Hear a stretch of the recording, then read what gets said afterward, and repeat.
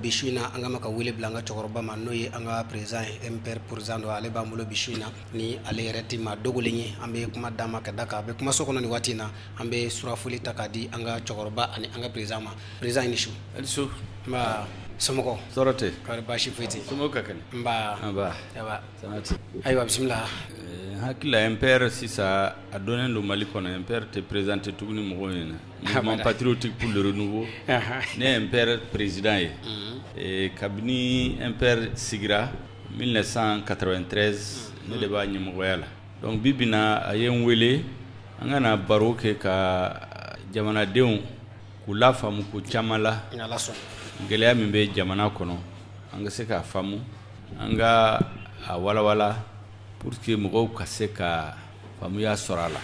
parce que famu ya bali o de be ko juga malabi parce que mo nyebe mina télévision la ani ube mimme télévision ni radio de tawla ale ni kien ka janyona antoro la abe sanworo abe teme sanworo ka ambo kumala jamana be ka kien kata dongodo ni mogo min be tele laje min be gouvernement ka mogo ka kumala me ani min be ke jamana kono be ba do kutekele abada donc ayen wele ko min te ka fo malien ye min dogolen do malien la ne be no de fuye ku bo dibila c'est nous bora dibila nous e ko famu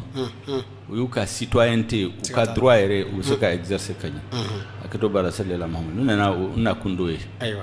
aywa président ajara nyanga foli biye hambi fo ki wali mando anye wele blema ina nanga wele jabi na fo awre buraka la meto ko mina nini MPR président parti mindu parti te kwabi kofo maldo yetu kadaka olude mali parti follow yi munumbe ni o sigira ikado ka fo anga jamana kono abe sa chama bo président bishina anga barobina boli feminga ode ka fo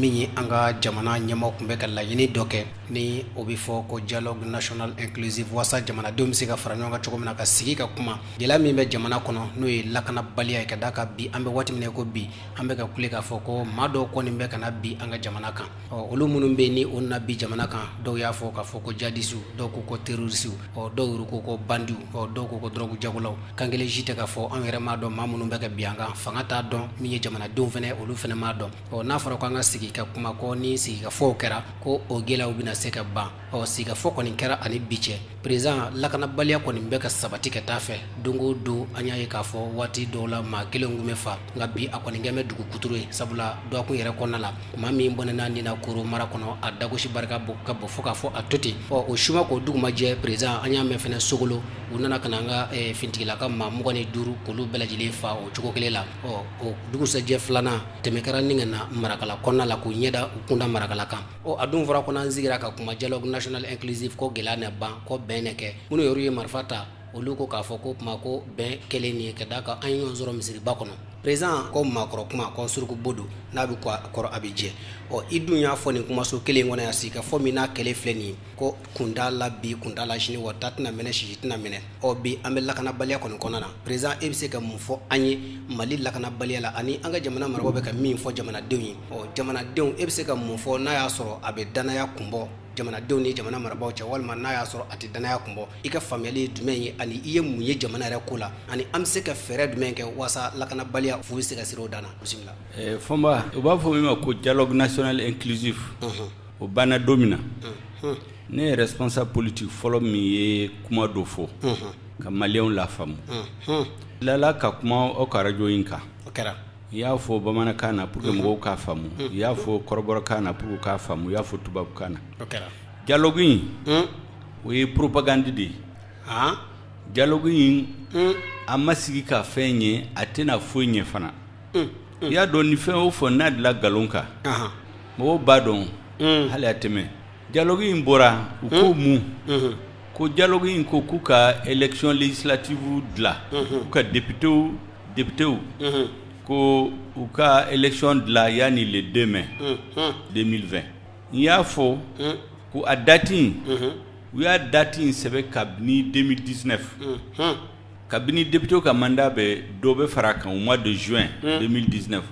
o de la we dating fixé donc nous n'avons fo ko dialogue de afu o hakli chouen kuma de we are là ba mena aflana u ko dialogue de ko sécurité kata jamana yoro bela y'a fo fana o hakili shwende kumande parce que gouvernement dialogue kera o dialogue make gouvernement ka bara folo de ka jamana de ku lakana sikatala. Ça, c'est la première mission d'un gouvernement. Gouvernement. N'a-ce que jamana de lakana. C'est un gouvernement illégitime. Donc, à ma semaine, on a fait dialogue. Il y a eu 2013. Il y a eu Malion. Kabena Mali Mali Dambe Segama. Ko kele imbeba. Donc, on est à Mogoya Sugandi. Parce qu'il y a don au Watila. Kabni 2012 ra. Il y a don. Ko gele ya bamimbe Malion ka. Oye lakana baliade. Tiens. Anana ko ka baba.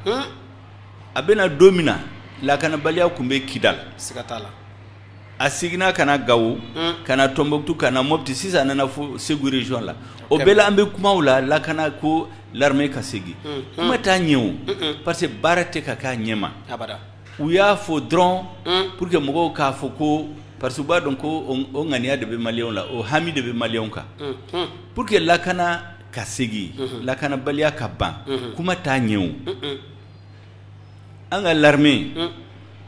problème nani de be armée kunabi aya bismillah au problème folo oui commandement mimbe nyemoya la marake chugo mimbe l'armée marake chugo san woro kono aye ministre de la défense fallait chien woro chef d'état-major Farela chien woro chef d'état-major des armées ou Farela chien nani chien duru ni boke il sait qu'un résultat sort aflana bismillah sodasu min be terrain ka ani commandement min be Bamako nyemogoya la fama balia be wulu ni ɲɔgɔn cɛ o ni ye sodasu lamɛn gɛlɛya min b'u kan ani min be fɔ télé la min be fɔ ɲɛmɔgɔw fɛ o tɛ kelen e bɛ taa kɛlɛ la i bɛ se ka sa o kɛlɛ la e ni minnu b'i bila ka taa kɛlɛ la aw tɛ hakilina kelen donc ɲɛ tɛ se ka sɔrɔ a la abada o ye commandement ye a filanan problème filanan min bɛ an ka armée kan o ye équipement kɛlɛminɛnw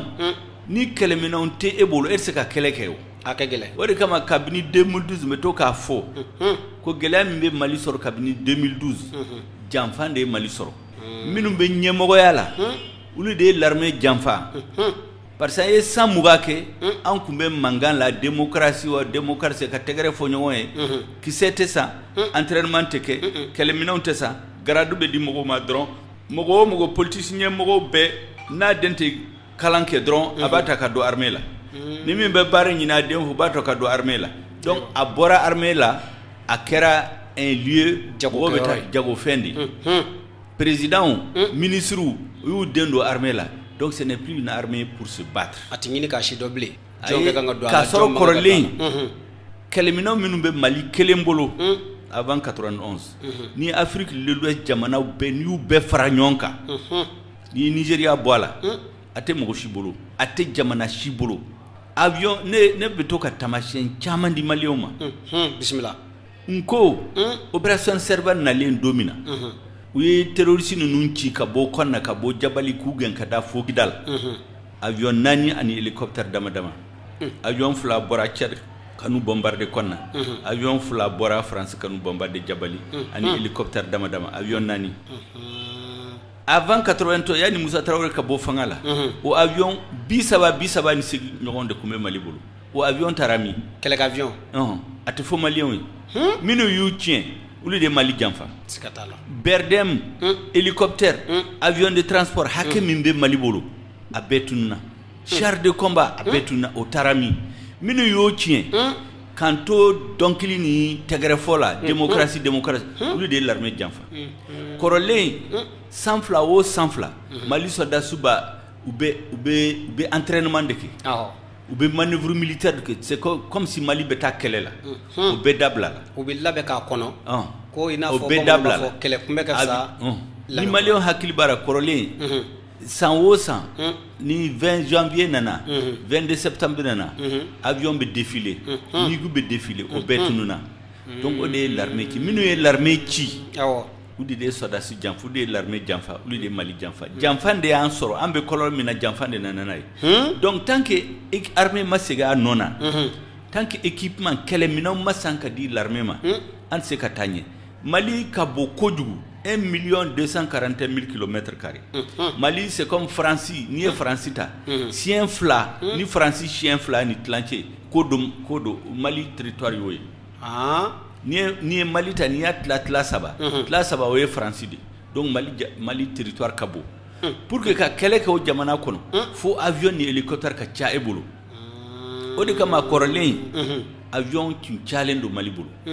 si ça avion T hélicoptère T wari min votera 1230 milliards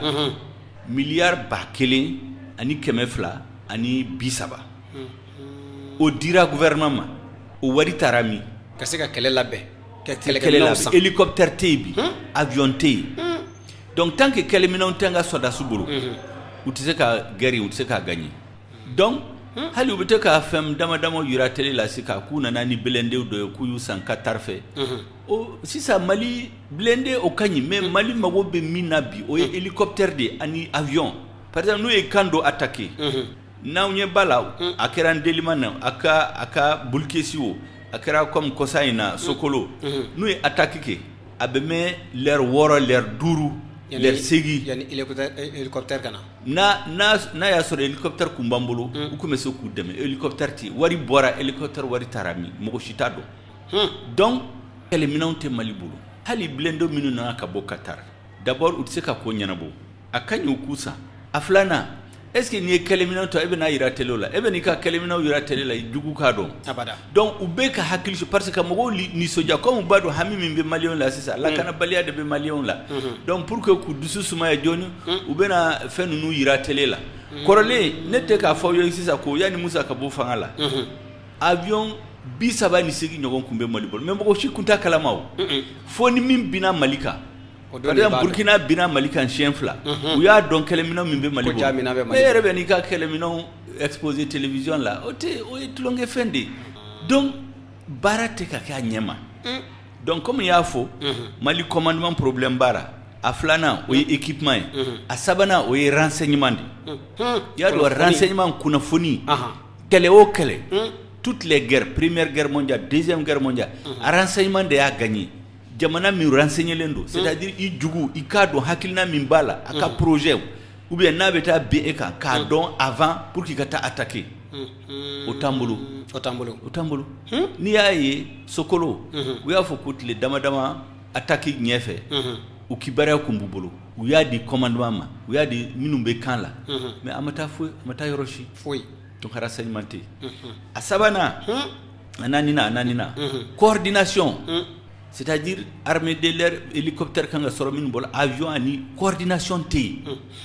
ayame ko minu sara sokolo ko uye nyamo wo wele ka bo bamako sien chama ka fo bingali de bena kanka mais fo jabi ma duma donc coordination té no luté est-ce ka gagner dialogue tout là on na mugo hakili chwen ko dialogue national de ebe Sénégal ta ka bo binta gungu do bo tabango ne ga yorola do be bo sikaso do be bo kay marala o weno usoro sal kono ko la kana balia ulu na kana uti la kana chogodo utado ulu ka Sénégal ani commerçant ka bare mu ka Sénégal ka domini di mogoma commerçant ka jago ke ka lempo sara o lempo de kanga di gouvernement ni sodas ko keleminansa non no do sal kono ka fo la kana balia be kele chogomina do yera ko kutu na kundo o te foyi o de kama ne ko dialogue tulonge fende du surtout que mogo minu na dialogue la ulu de usugandi gouverneur préfet maire ulu de mogo minu na dialogue la karsana bi togo do lisa awde abeta bamako na utara bamako ni fangambe mi fe akafu kausona akara ni chogo dilaw donc mogo minu nana uye kuma min duda a folo élection législative ka avant le 2 mai ne ayira wala sisa ko uya labe amena dialogue kera make uya labe yafo la kana balia la kana maliam mago be la kana la mena kabini be kama na fangala alere la kana balia ko de yake sababu ya na fangala donc kana fo sisa ko dialogue de yafo kuka la kana sigi jamana kone o kuma fude kuma sabana min bɔra dialogue in la u ko accord d'Alger ko ka se ka relecture ka falen do ala suivant l'article 65 article 65 ye mun de fo a ko ni rebelle ma sɔn min ma o tɛ se ka yɛlɛma tɛ se ka don accord la fo ni rebelle sɔnna ma aw bɛna o de bɛ accord o de bɛ article 65 in na donc u nana maliyɛnw hakili suɲɛ tuguni normalement kuma minnu kan ka fɔ dialogue la u kan ka fɔ maliyɛnw ye aw b'a fɛ yɛlɛma jumɛn de ka don accord in na o de kun kan ka kɛ dialogue décision ye donc o décision gouvernement bɛ t'o négocier mais u ma sɔn o ka k'a la o parce que rebelle ko ni yɛlɛma kuma bɛna fɔ accord la dialogue la dɔrɔn olu tɛna donc kuma a ye na kuma tɛna fɔ a bɛ fɔ dɔrɔn an ka taa ɲɔgɔn da lajɛ an ka lajɛ article 65 senfɛ an ka se ka yɛlɛma don accord la article 65 dun y'a fɔ pour que yɛlɛma ka don a la fo rebelle ka sɔn n'u ma sɔn a yɛlɛma tɛ don a la donc ma foyi ɲɛnabɔ kuma kɛra ten décision naaninan ye mun ye min bɔra dialogue la u ko révision constitutionnelle ko ka yɛlɛma don constitution la bɛɛ b'a dɔn mankan min kɛra dialogue senfɛ o mankan bɛɛ kɛra révision kelen min b'a la u b'a fɛ ka révision kɛ parce que u b'a dɔn ko maliyɛnw t'a fɛ donc pour que k'a fɔ ko maliyɛnw de b'a fɛ u ye dialogue in organiser olu de ye mɔgɔw sugandi ka bɔ région la u ye institution gouvernement gouverneur de bɛ mɔgɔw sugandi ani préfet ani sous-préfet ani maire ka wari d'u ma ka per diem d'u ma k'a fɔ n'aw taara u bɛ fiche d'u ma bɛɛ b'a coché k'a fɔ ko n sɔnna révision ka kɛ révision u y'u de fara ɲɔgɔn kan ka n'a yira bon sisan maliyɛnw bɛɛ y'a fɔ ko révision ka constitution ka kɛ parce que u b'a dɔn ko maliyɛnw t'a fɛ parce que constitution n'a yɛlɛma dɔrɔn Mali farafarali o kuma de bɛna don constitution in la comme u b'a dɔn ko mɔgɔw ma sɔn Mali farafarali ma mɔgɔw ma sɔn accord d'Alger ma donc u bɛna a don constitution in la ni yɛlɛma donna constitution la dɔrɔn o bɛna ko nɔgɔya mɔgɔw bolo hali ni bɛ bɔra fanga la don min na min bɛna fanga la a tɛ se ka segin kɔ maintenant pour que comme siɲɛ fɔlɔ mɔgɔ caman wulila k'ulu ma sɔn donc sisan u y'a kɛ cogo min na mɔgɔ minnu ye mankan ci ka tɛmɛ a bɛɛ kan fɔlɔ k'u ma sɔn 2017 u y'u ta k'u don gouvernement la u ye wari di dɔw ma kɛla fɛɛrɛ u ye dɔ bagabaga pour que k'u ma kun ka dɔ bɔ mɔgɔw la stratégie sabanan ye mun ye dugutigiw ani diinɛ ɲɛmɔgɔw u k'u ma ko Sénat bɛna créer ni Sénat créera mɔgɔbaw bɛ se ka don Sénat la donc bɛɛ sigilen don olu de bɛna sugandi donc o fana b'a kɛ o nata de bɛna kɛ mɔgɔ o mɔgɔ n'i ye dugutigi ye n'i ye alimami ye n'i ɲɛmɔgɔba dɔ ye e bɛ nata ko ni yɛlɛma kɛra e bɛ se ka kɛ sénateur ye donc olu fana u tɛna constitution in kɛlɛ tuguni o ye stratégie filanan ye stratégie naaninan ye mun ye ka don o don ka kumaw fɔ mɔgɔw ɲɛna ka kumaw fɔ télé la maliyɛnw sɔnna constitution ka yɛlɛma maliyɛnw sɔnna constitution ka yɛlɛma fo bɛɛ hakili ka yɛlɛma n'o waati kɛra u bɛna révision kɛ mɔgɔ damadama minnu b'a fɔ k'olu ma sɔn o b'a sɔrɔ olu man ca n'u bɔra u bɛ t'u gazer u b'a fɔ ko Mali majorité sɔnna n'a signera dɔrɔn waati damadama o kɔfɛ jamana bɛ commencer ka tila jamana tilali de bɛna labɛn o de kama ne bɛ to k'a fɔ maliyɛnw ɲɛna bisimila mɔgɔ si kana n'a fɔ sini e kun t'a ko a kɛra n bɛɛ ɲɛna o ye malidenw ka an ka baara ye mun an ka politique ɲɛmɔgɔw ye mun ka mɔgɔw ɲɛ yɛlɛ u bɛ min dogo la k'a fɔ u k'a faamu dialogue in kɛra dɔrɔn u tɛ se ka min kɛ k'a fɔ sisan ko maliyɛnw de bɛnna aw ɲɛ b'a la min ka gɛlɛn n'a bɛɛ ye o ye lakanabaliya ye kabini dialogue sigira mɔgɔ hakɛ min sara Mopti région la Gao région la Tunbutu région la sisan u nana fo Segu mɔgɔ hakɛ min sara a tɛ se ka compter yɛrɛ a ka t'a la u bɛ taa réunion baw kɛ Mopti ka fɔ organisation société civile mɔgɔw nana ni gouvernement k'u taara mɔgɔw ka bɛn mais mɔgɔ minnu bɛ bɔ Bamako avion véhicule 4x4 la ni bazin baw b'u la veste u bɛ t'u yɛrɛ ɲɔgɔn ye kɛ Mopti ali ni gouverneur ni préfet mɔgɔw bɛ tɛgɛrɛ fɔ ɲɔgɔn ye k'a fɔ k'u nana bɛn ɲini olu tɛ kɛlɛ la o mɔgɔ minnu bɛ kɛlɛ la olu yɛrɛ tɛna réunion ninnu la olu yɛrɛ t'a dɔn ko fɛn bɛ yen donc a bɛɛ ye ka maliyɛnw hakili suɲɛ don o don n'i ye télé lajɛ mission baw bɛ kɛ ambassadeur bɛ recevoir médaille bɛ di mɔgɔ médaille yɛrɛ kɛra sisan mɔgɔw t'a dɔn médaille kun ye mun ye a bɛ distribuer i n'a fɔ tiga walayi a bɛ di mɔgɔw ma tulonkɛ bɛ kɛ discours baw bɛ kɛ maliyɛnw ɲɛna ko ka ɲi jamana kɔnɔ k'a sɔrɔ fanga tɛ yɔrɔ si la ne bɛ bɔ yɔrɔ min na an sɔngo bi cɛnikɛlaw ninnu u b'i ka misiw minɛ ou bien l'impôt sara ou bien l'école datu mo shit se kakuma ibi faga foitala gawo en pleine ville ou bien mo faga foitala anga dugula mo shit se kakuma si ça bébé l'impôt sara nunu ambe bamako président be voyager ou be tegere fo mo be télé là abe continuer ka tien fo dondola nana fo kuna na bamako nyemo nunu bebe bolikata parce que abe ou beta Abidjan ou beta Dakar do beta France jamana do be ni wera soro geleala donc fo kabini sisa mo kanga fo ko jamana be ka mara chogo mina kulma sama parce que tant que yelama madu jamana mara chogo la antena here soro pour que yelama fana ka do jamana mara chogo la fo malien ka wuliki jo kulu te so mimbe ka jamana kono nu ya fo fanga bena yelama do kola nu tora ka sigi dron so bebi pleni sigle beso abi tian fondo do na tian apre ala kan an kishola minu be nyam wala bebe bolikata yoro wala kan mal ham jamana ala kan kishola non tse kata donc ne ko ni hakina ay muyi bismillah la kana balia o de nga problème folo ni ni ngali ke o don premier ministre taragaw mo te mindo wulila sal kono mo parce que mo sugandi hali minu beta sal kono ubu sugandi minu kanga kuma nyofo ubu sugandi donc lu de be tegere fo ka premier ministre ni gouvernement fasada o de bo radio malila mo minu ye kuma fo min mandiyo o te yira mo shila donc atara gawo wulila ka kuma nyuma fo do wulila sal kono comme monsieur le premier ministre efleni awbe ka tegere fo nyoy nefleni ka bo Niger ne tara Burkina ka bo Niger kana Mali Niger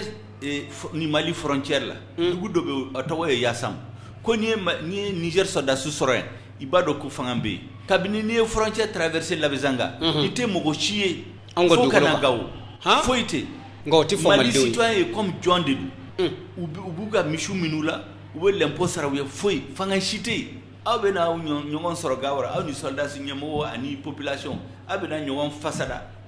télévision benaira ukama kuma na ukumala mais ote ira radio la ote jamana kuma do ya o mi kuma na ote jamana di ni boraka na tombutu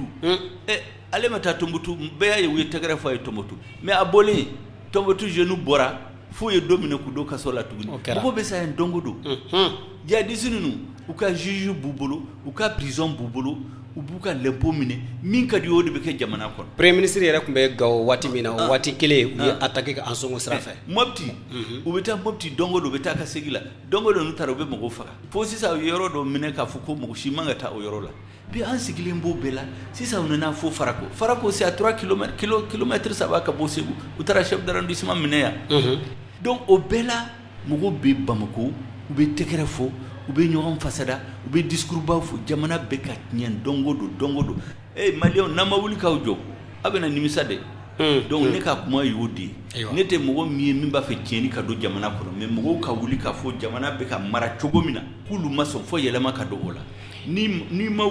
wuli parce que fangante sira mo chier fanga be sira jamana mali dondi ni malion bamako 4 millions d'habitants ni 1,500,000 francs bora clé fla komi be ka jamana da kuma sama yelema bena do kora président bena yelema do jamana maralla parce que ni ma yelema do ala yerebeta comme badu ka be fa ka to fangala donc bena yelema do kola donc o fana pour que mugo ka mugo la famu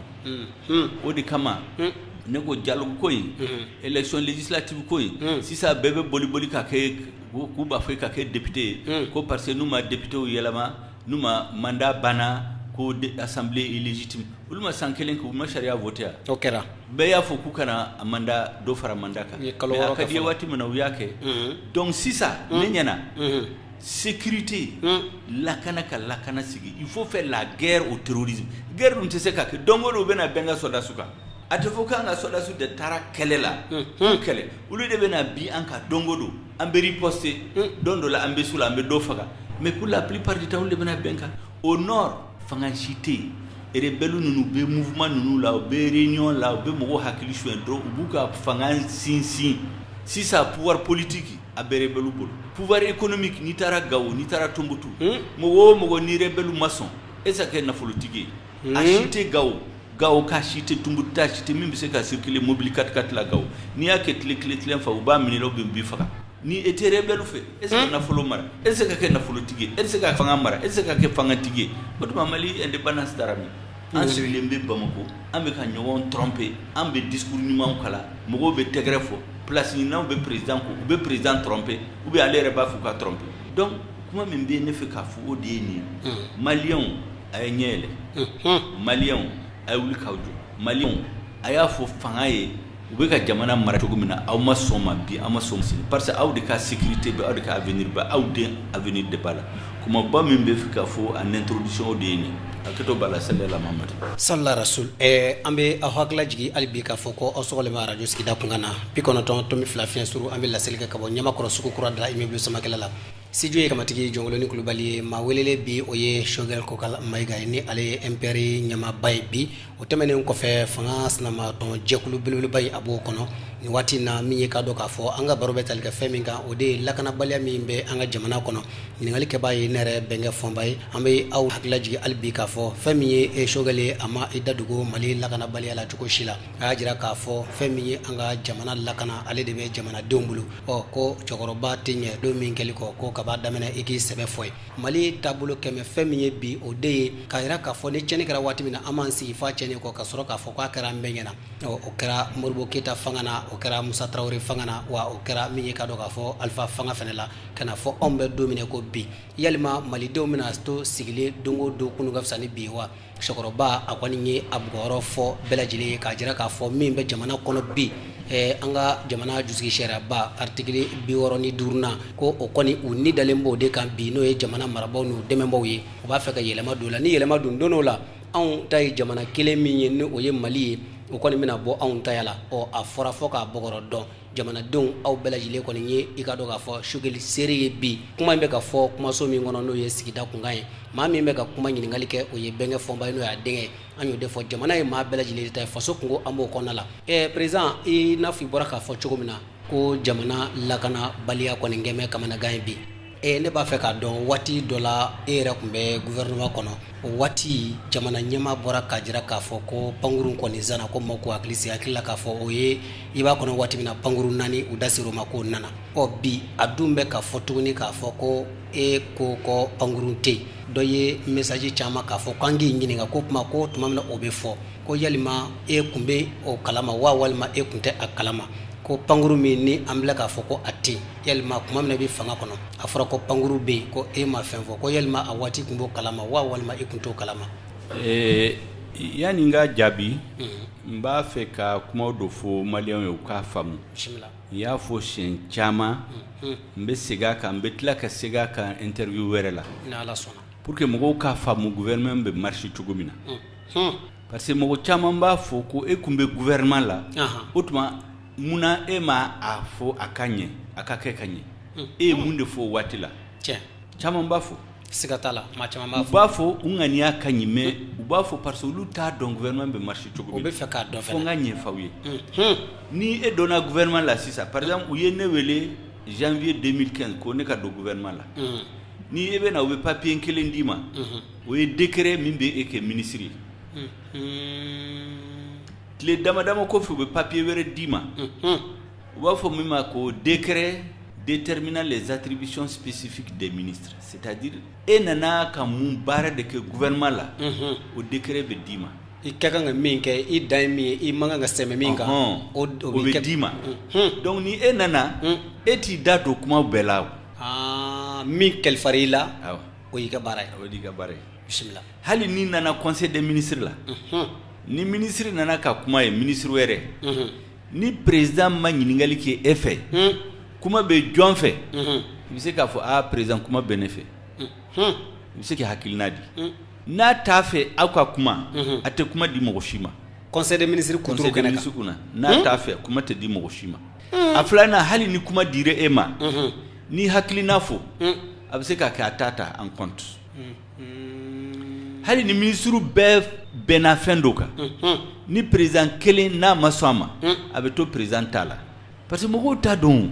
mɔgɔw tɛ voter conseil des ministres la a ye nin ɲɛfɔ dɛ président n'a ma nin ɲɛfɔ nin ɲininkali bɛ kɛ dɛ fɔ mɔgɔw k'a faamu conseil des ministres ministre ye président ka baarakɛlaw de mɔgɔw t'o de faamu président de élira jamanadenw y'ale de président de k'a kɛ président ye donc a b'aw wele a ye na n dɛmɛ n ka baara la donc n'i b'a fɛ k'i da don a ma ɲiningi fɔ a bɛ se k'a f'i ye ko min ɲiningo la o t'i ka baara ye i ma bila o la o t'i bolo ou bien hali n'i b'a fɛ ka baara dɔ kɛ a bɛ se k'a fɔ k'i ka dabila ne tora ka tamasiyɛn dɔ di mɔgɔw ma radio ni telew la ne nana ministériya la yan ka conseiller ni secrétaire général ni chargé de mission ni réunion kɛ n'o ye n k'u ma ko sisan ne ka méthode de travail ye mun ye dossier minnu bɛ ministère de la communication la mɛnna a tɛ ka sira sɔrɔ a b'olu de labɔ ne bɛna sira ɲini u la i n'a fɔ dossier jumɛn ni dossier jumɛn par exemple la haute autorité n b'a fɔ min ma HAC min bɛ autorisation de télé ni radio ma kabini 1992 o sariya kun tɛ se ka bɔ a fɔra kabini conférence nationale la mais sariya tɛ ka bɔ 92 fo 2015 23 ans ne nana gouvernement la a communication la an y'a sariya bɔ ka baara k'a kan 6 mois kalo 6 kɔnɔ a y'o sariya voté fo HAC sigira a sigira ka ne to HAC sariya kun bɛ yen mais a tɛ ka bɔ a tɛ ka kɔfɛ a sariya tɛ ka bɔ a ka se k'a ka baara kɛ exact donc e nanen sisan san 2015 e de ye sariya in laɲini i yɛrɛ ka baara taabolo la k'a labɔ ka taa députéw fɛ an ye débat kɛ u y'a voté a tɛ tɛmɛ o kan ka tila ka taa premier ministre ka HAC ɲɛmɔgɔw fana k'u nommé o tuma nin bɛɛ lajɛlen la a k'i ɲɛmɔgɔ kun t'u la u tɛ ka baara kɛ n t'a dɔn en tout cas ne nana donc a filanan u b'a fɔ ma ko télévision terrestre TNT sisan u b'a fɔ ko télévision bɛɛ bɛ yɛlɛma k'a fɔ télévision numérique terrestre Mali ye engagement ta Union internationale senfɛ kabini 2006 ne nana ministériya la 2015 o y'a sɔrɔ 109 o don a kun ma ɲɛnabɔ an nalen kalo 6 kɔnɔ an y'a ɲɛɲini a ye sira sɔrɔ a ye sariya voté fo an ye ORTM réforme kɛ na hakili b'a la waati la fo grève dɔ kɛra an ni baarakɛlaw ma ɲɔgɔn faamu u tila k'a dɔn ko tiɲɛ bɛ ne de fɛ o donc o ye dossier baw minnu mɛnna gouvernement fɛn fɛn mɔgɔ tɛ ka solution sɔrɔ o la mɔgɔ tɛ ka solution ne y'o sɔrɔ solution sɔrɔ n k'u ma ko dossier filanan tabarikala an bɛ baara kɛ dossier filanan min kan o ye président min élira u y'a voté k'a ta a ye lahidu minnu ta jamanadenw ye a ka campagne la an ka domaine la a ye lahidu jumɛn de ta an k'o ɲini k'o dɔn an b'o ɲini k'a dɔn an ka baara fɔlɔ ne ɲini ka président ka engagement k'u waliya n'a ka mandat ka ban a sabanan o ye ne yɛrɛ ka initiative hakilina min bɛ ne yɛrɛ ka ministère ta ɲɛ donc ne bɛ baara kɛ o cogo de ne ye n ka collaborateur ye k'a f'u ye donc i y'a f'i ye sisan haute autorité la HAC ani TNT an y'a ɲɛnabɔ maintenant i ye président ka lahidu ta campagne fɛ 2013 i bɛ ka kun y'a fɔ ko hali n'a kɛra président ye ko étudiant o étudiant bɛ ordinateur sɔrɔ chaque étudiant un ordinateur donc n ko n ka baarakɛlaw ma sisan o lahidu in an ka baara kɛ 2018 yanni i bɛ k'a ka mandat ka ban a ka se k'a fɔ k'a y'o waliya ne ye commission dɔ sigi n ye baara kɛ kalo 6 an ye dossier an ye projet ɲuman dilan ministère de l'éducation b'a la ENI b'a la AMRTP b'a la AGETIC b'a la an y'a dilan ka ɲɛ i ye ministre de l'éducation ɲininkali k'a fɔ o ye Muntaka Tall n ko a ma ko étudiant hakɛ jumɛn de bɛ Mali la bi a ko à peu près 130 000 ba 100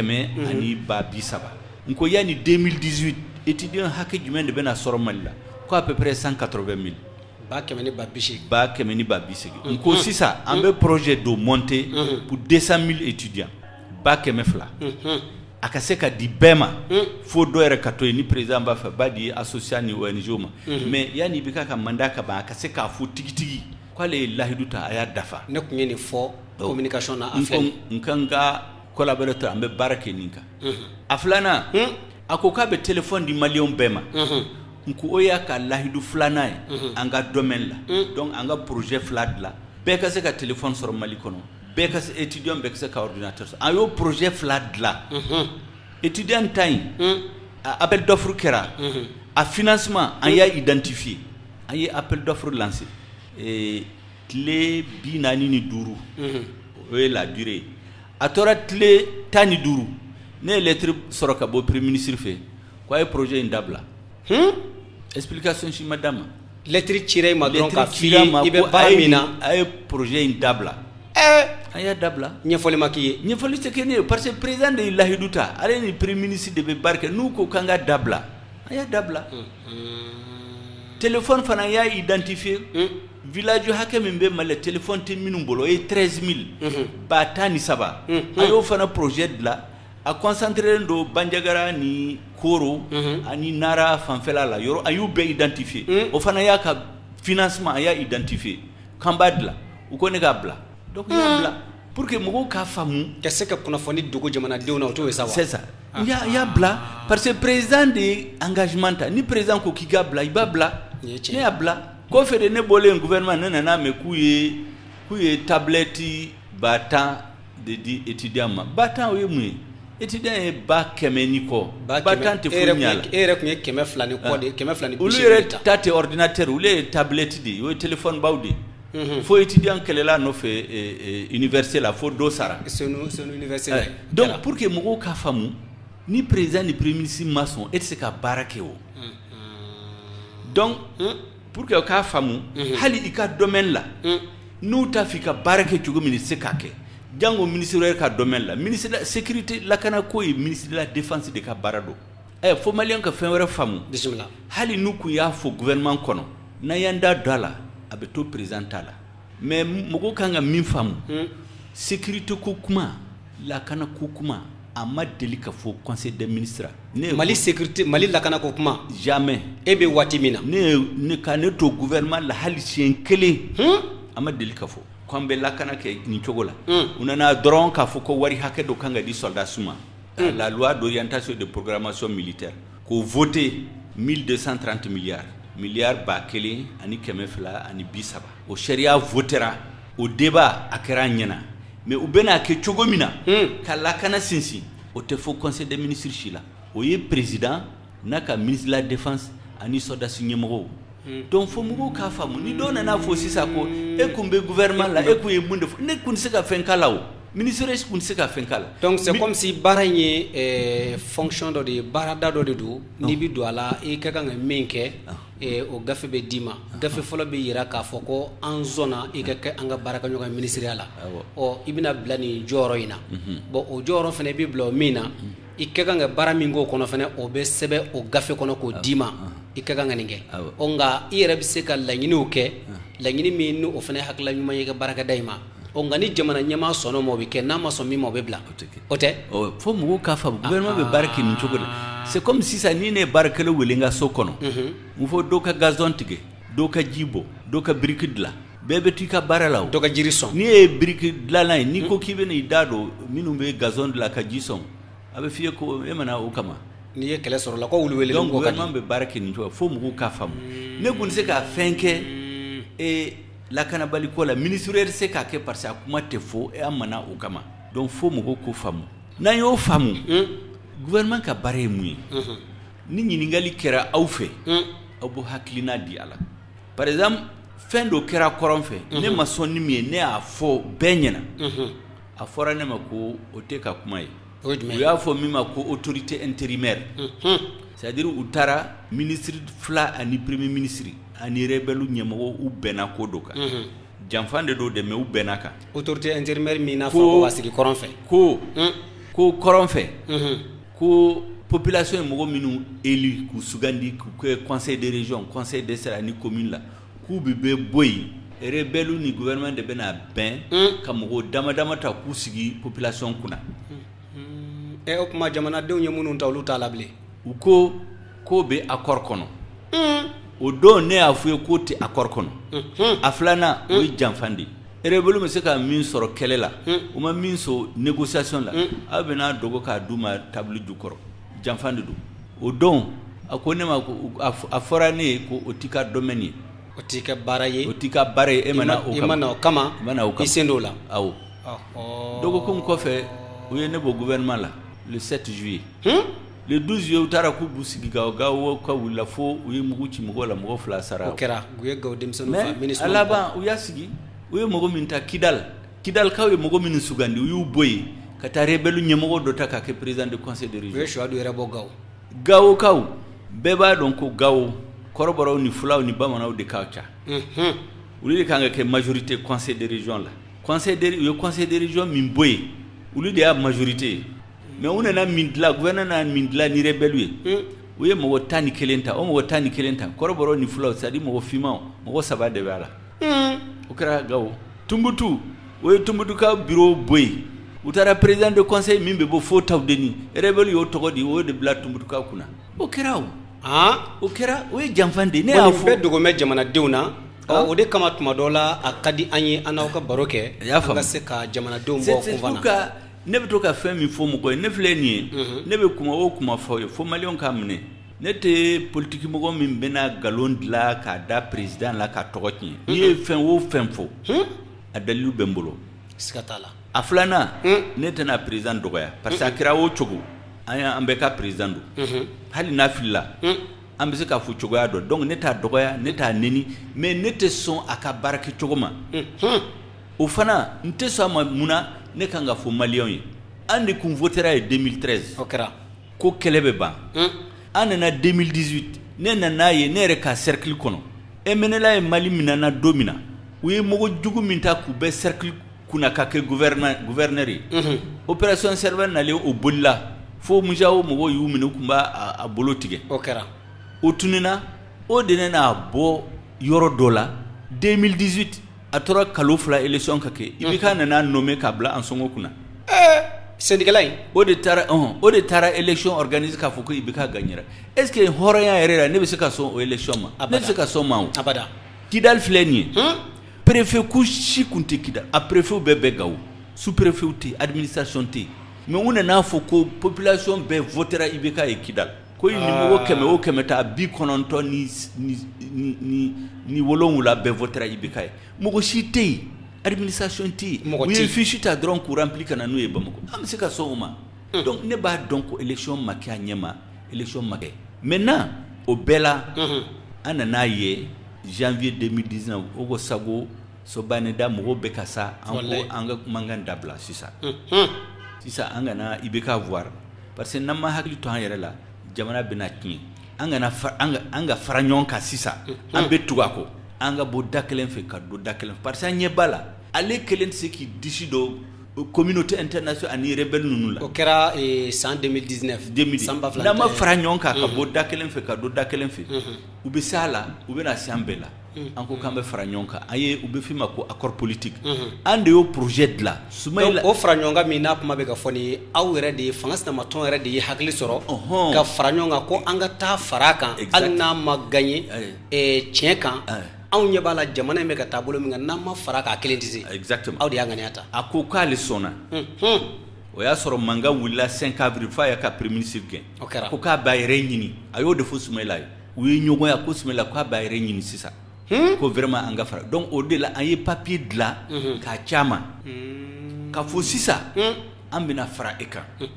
mais population kan k'a dɔn tigitigi an bɛna fara e kan mun na fo ka faamu fɔlɔ bisimila an ka jamana menacelen don n'an m'an jija jamana bɛna tunu o de ye sababu fɔlɔ a filanan n'an farala e kan sisan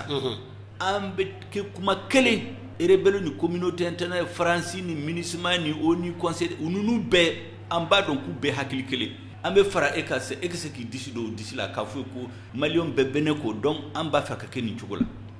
donc an k'a sɛbɛn accord d'Alger n'an bɛna waliya fɛn o fɛn n'a bɛ accord in kɔnɔ min bɛna Mali dilan sini kɛnɛ an b'a fɔ k'an tɛ sɔn a ma tuguni an y'o sɛbɛn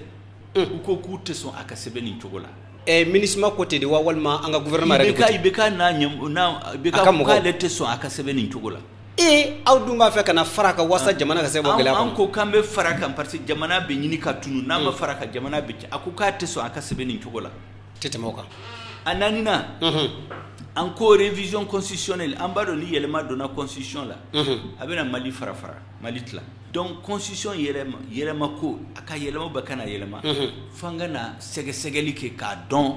an bɛ mun de yɛlɛma la an tɛ mun de yɛlɛma la fɛn o fɛn n'a bɛ se ka jamana fara kɔfɛ an b'a fɔ k'an tɛ sɔn a ma maliyɛnw bɛɛ bɛ tugu Ibeka fɔ k'u tɛ sɔn o de tun y'aw ka laɲini ye u ko k'olu tɛ sɔn o kuma ka fɔ a ka fɔ constitution kan yɛlɛma kan ka don constitution la an k'a sɛbɛn ta a naaninan n ko a ma ko sisan n'an farala e kan n'a tiɲɛna u bɛna fɔ k'a tiɲɛna an bɛɛ bolo n'a ɲɛna u b'a fɔ ko a ɲɛna e de bolo donc sisan n'i bɛ gouvernement sigi e b'a kɛ kɔrɔlen i k'o bila i bɛ mɔgɔw ta expérience tɛ mɔgɔw min la maliyɛnw t'u don u bɛna faux CVw de kalan télévision la donc sisan n'i bɛ mɔgɔ o mɔgɔ ta ka kɛ ministre ye o k'a kɛ mɔgɔ expérience b'a bolo ladiri don maliyɛnw b'a dɔn bɛɛ bɛ bɛn a kan an bɛ bɛn a kan an b'u tɔgɔ d'i ma e yɛrɛ bɛ sugandi mɔgɔ min ka kɛ ministre ye mais o y'a sɔrɔ sabu a yɛrɛ dama bɛɛ bɛ ɲɔgɔn dɔn a bɛɛ bɛ ɲɔgɔn dɔn min ka ɲi min man ɲi ko k'u tɛ sɔn ko mɔgɔ min ka di président ye a b'o de ta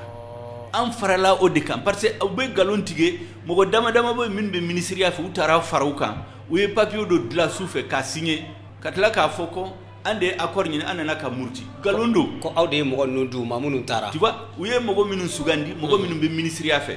minnu ye mankan ci kɔrɔlen k'olu tɛ sɔn accord ma k'olu tɛ sɔn constitution ka yɛlɛma ne t'a fɛ ka mɔgɔ tɔgɔ fɔ mais bɛɛ b'u dɔn u taar'u don gouvernement la o kɛra ka tila ka mɔgɔw hakili suɲɛ tuguni yɛlɛma kɛra nin cogo o de y'a k'a ma bɛn tuguni donc an kun bɛ min donc aw ka fara ɲɔgɔn kan kun tɛ k'a fɔ jɔyɔrɔ ko don a ka na aw yɛrɛ m'a fɔ fɛnɛ aw minnu farala kan k'a fɔ k'aw yɛrɛ bɛ taa a ko de k'a bɛ mɔgɔw d'a ma minnu bɛ yen ni a dalen b'u la jamanadenw fɛnɛ dalen b'u la o tun y'aw ka laɲini de ye n'a ko k'a tɛ mɔgɔ min fɛ an tɛ jagoya k'a ta mais ale fana comme an b'a kɛ kɔrɔlen ka mɔgɔw ta expérience tɛ mɔgɔ minnu la u tɛ se baara la bɛɛ b'a dɔn k'u bɛ tiɲɛ la a ko fana dabila u ko non ko c'est le pouvoir constitutionnel du président an kama ko pouvoir constitutionnel y'a kɛ san 5 o san 5 kɔni tiɲɛni bɛ ka kɛ don o don ale foyi ma bɔ jamana gɛlɛya la ministre de la défense ta a b'u yɛlɛma a bɛ chef d'état major ta a b'u yɛlɛma ça veut dire que a tɛ mɔgɔw dɔn gɛlɛya dɔ de bɛ yen donc sisan pour que a ka mɔgɔw ta jamanadenw kan ka bɛn mɔgɔ dama dama ko k'u tɔgɔ d'a ma mɔgɔ min ka di a b'o sugandi a ko k'olu tɛ sɔn donc an farala nin de la fo maliyɛnw k'a faamu président ni faamuna hakilila k'a fɔ maaw ɲɛ b'an na nin waati na internetiw kan ka da kan an sɔgɔlen bɛ maaw la nin waati na facebook ni whatsapp ma caman bɛ k'an lajɛ maaw bɛ ka ɲininkali kɛ dɔrɔn nka an tɛ na maaw ka ɲininkali ninnu ta internetiw kan an bɛ nɛgɛjuru di kɛnɛmamɔgɔw ma waati kɔni sera nɛgɛ kaɲɛ 21 tɛmɛna ni sanga 11 ye président Shogel ale de bɛ kumaso kɔnɔ bi su in na n'o ye radio sigida kunkan ye maa min bɛ ka ɲininkali kɛ o de ye Bɛnkɛ Fɔnba ye faso kungo an b'o de kɔnɔ la an y'o de fɔ ko ni bolo funna a bɛ da tigi kɔrɔ nin waati na Shogel bɛ kumaso kɔnɔ an bɛ ka ɲininkali minnu k'a la ani aw yɛrɛ kɔngɔnen bɛ ka an kɔnɔ ɲininkali minnu na a b'olu ɲininkaliw kɛ bonya ni karama kɔnɔna la président ni ala sɔnna a bɛ min dɔn o bɛ jaabi nka an bɛ min fɔ ka da kan ma n'i bɛ fɛn min dɔn i b'o de jaabi nka i tɛ min dɔn o fana tɛ baasi ye fo jamanadenw fana k'o faamuya sanga ni waati bɛɛ lajɛlen ni an ye Shogel wele kumadɔnnaw ko ten ko n'i ye nɛgɛ ta a ko gangala n'i y'a bila a ko gangala a tɛ foyi fɔ ni nɛgɛ kan tɛ o la i b'a dɔn k'a fɔ nɛgɛ de don président Shogel a ko min bɛ ale ka hamina bi maliden don jamanaden don wa jamana kanna don gɛlɛya minnu bɛ jamana kɔnɔ a kɛ kan olu minnu bɛ yen ni u y'u kale faso ye ka tila ka u yɛrɛ di faso ma ko olu tɛna faso janfa wa u ne faso ɲɛni k'u n'o ɲɛfɔ jamanadenw ye an ka baro b'o de kan bi jamanadenw ni a bɛ faamuya an ka an sigi an k'an da ka miiri kan hakili jagabɔ an kana na bɛɛ lajɛlen lagosi sini maa sinikɛnɛ ma k'a fɔ ko a kɛra bɛɛ lajɛlen ɲɛna an y'o de fɔ kuma daminɛ na an ka jamana in ɲɛmaya kɔni gɛmɛ ko kunun ka fisa ni bi kabi Modibo Keyita bɛ fanga na n'o y'an ka cɛkɔrɔba ye ka na Musa Tarawele la ka n'o ka fanga bi min fɔra an ye Musa Tarawele kun kan anw ka dɔgɔn a waati ko Mali nafolomugu bɛɛ lajɛlen kɔni b'a bolo fɛn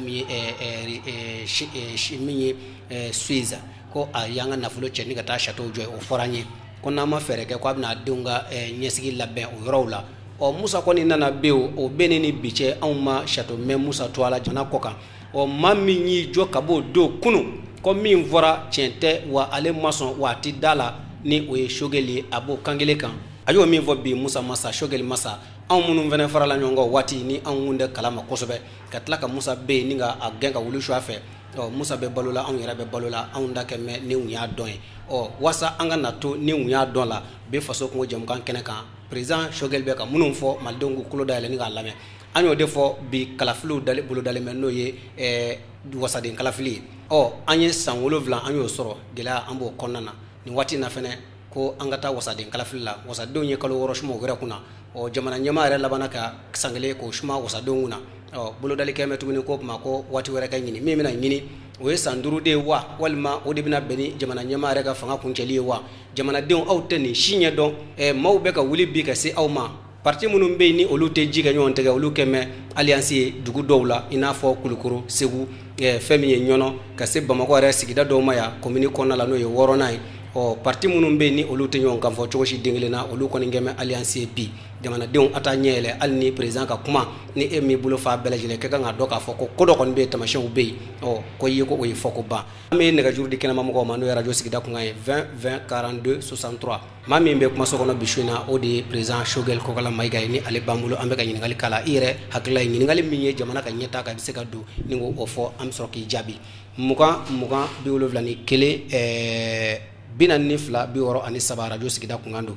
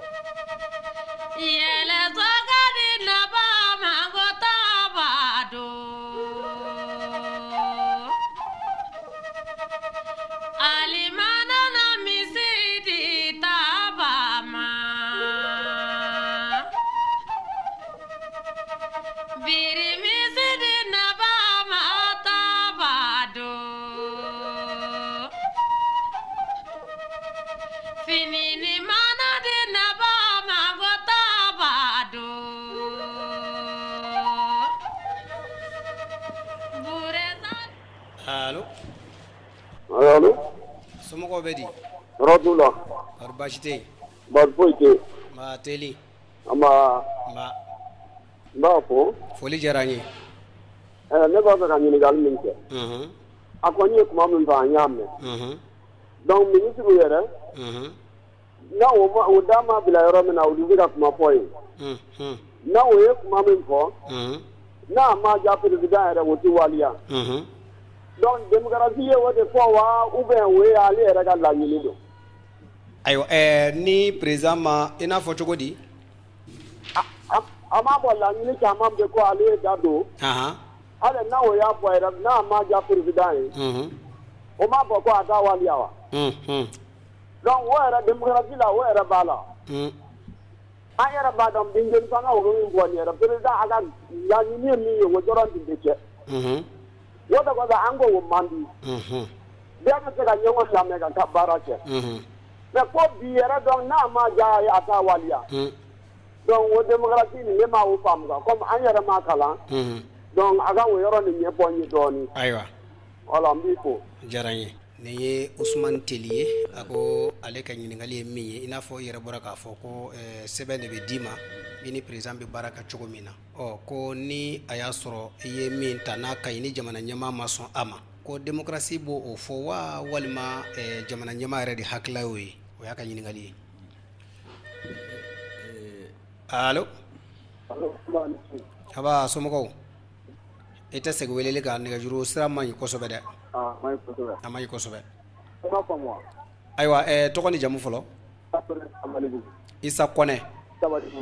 sabali bugo aywa bismillah ga nyiningali ajaranye ijo katli do ni wasanga se ga nyon soro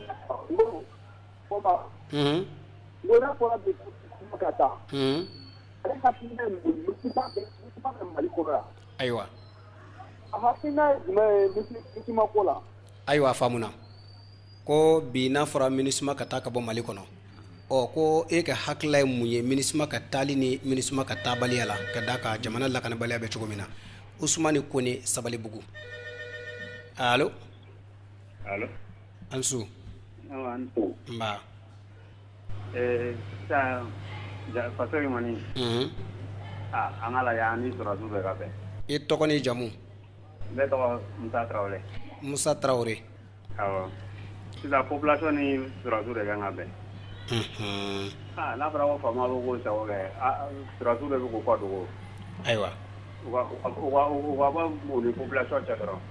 Nga famuna. Sona ngana tsira ta ni mo mane.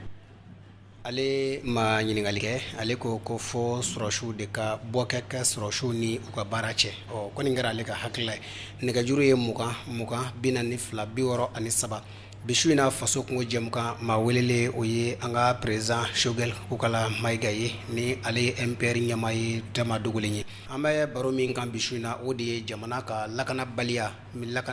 ni a bɛ jamana kɔnɔ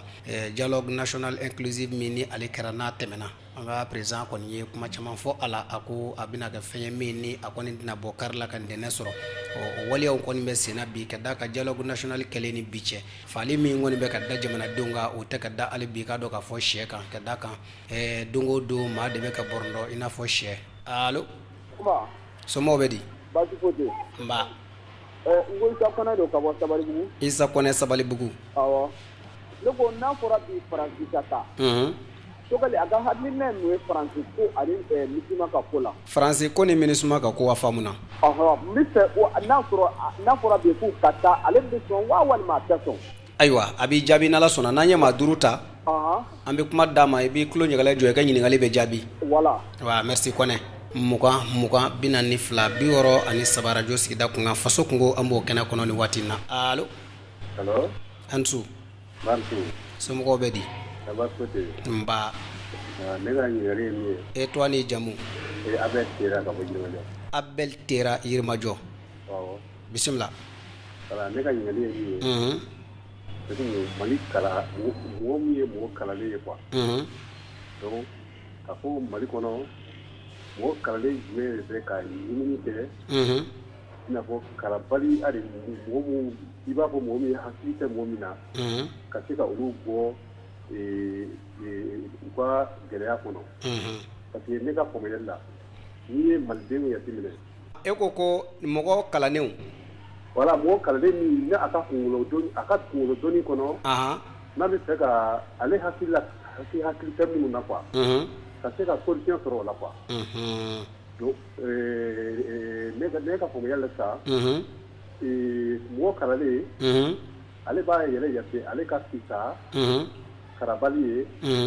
donc kalandenw fana ni ɲɔgɔn cɛ olu fana o titre kelen de b'u ni ɲɔgɔn cɛ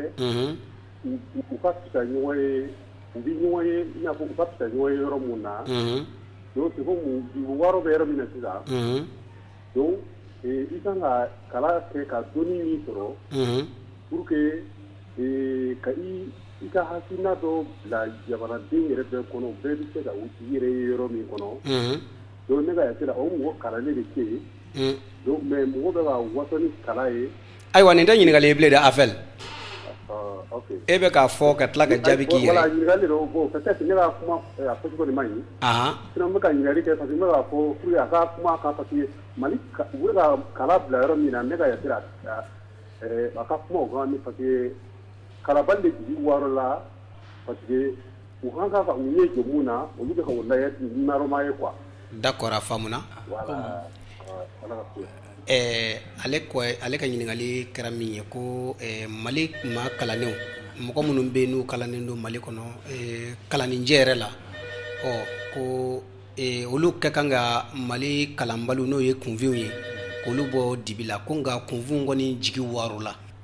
mun bɛ se ka fɔ kalanbaliw ye walasa kalanbaliw bɛ se ka jigisigi sɔrɔ jamana kɔnɔ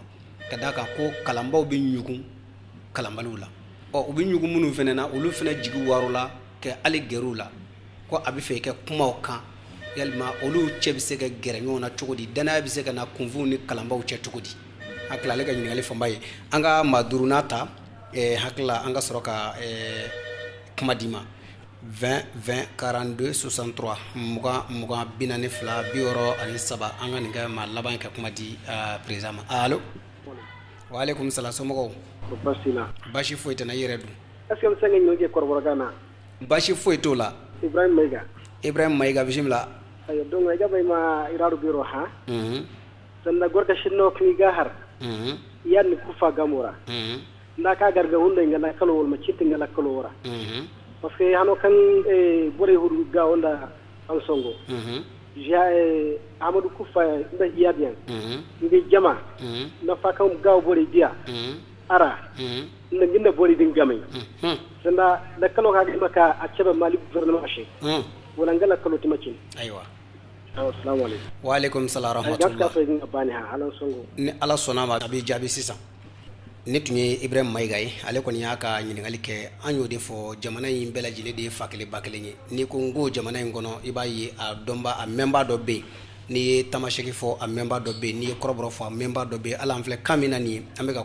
kumaso min kɔnɔ a ɲɛmaaba Ibrahima Jɔnkolonin Kulubali n'i ye kɔrɔbɔrɔkan fɔ a b'i jaabi n'i ye filakan fɔ a b'i jaabi o b'a jira k'a fɔ Mali den bɛɛ lajɛlen de ye kelen ye Mali den bɛɛ lajɛlen ye fa kelen ba kelen ye an bɛ kuma di an ka président ma minnu bɛ yen ni u ye ɲininkali kɛ an ka ɲininkali kɛbaa fɔlɔ o ye Usumani Teli ye ale kɔni ye ɲininkali kɛ ko i n'a fɔ i yɛrɛ bɔra k'a fɔ ko jamana kɔnɔ n'i bɛ ka minisiri ye baara bolo dɔ de bɛ ta ka kalifa i la n'i ye ko wɛrɛ boloda min ni ale bɛ taa ɲɛtaa sira fɛ ka ɲɛsin jamana ma ko ni jamana ɲɛmaa ma sɔn k'o bɛ bila ko yalima ko démocratie fana y'o laɲini wa walima o tɛ démocratie kɔnɔ o ye jamana ɲɛmaa yɛrɛ ka yɛrɛ sago kɛ baara de a ka ɲininkali ye nin ye. Usman Teli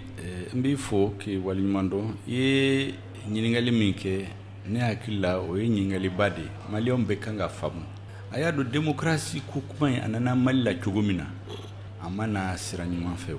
o an b'o kɔlɔla de n'aw hakili b'a la 1991 yɛlɛma bɛ ko don min na u y'a fɔ maliyɛnw bɛɛ ye ko mankan kɛra Musa nɔfɛ ko parce que Musa y'i ban ka démocratie nali Mali kɔnɔ o de fɔra maliyɛnw ye dɛ mais n'aw ye sɛgɛsɛgɛli kɛ démocratie an y'a ta tubabu fɛ en tout cas définition min n'a bɛ san an y'a ta tubabu fɛ démocratie sira caman b'a la sira fɔlɔ o ye liberté de penser c'est-à-dire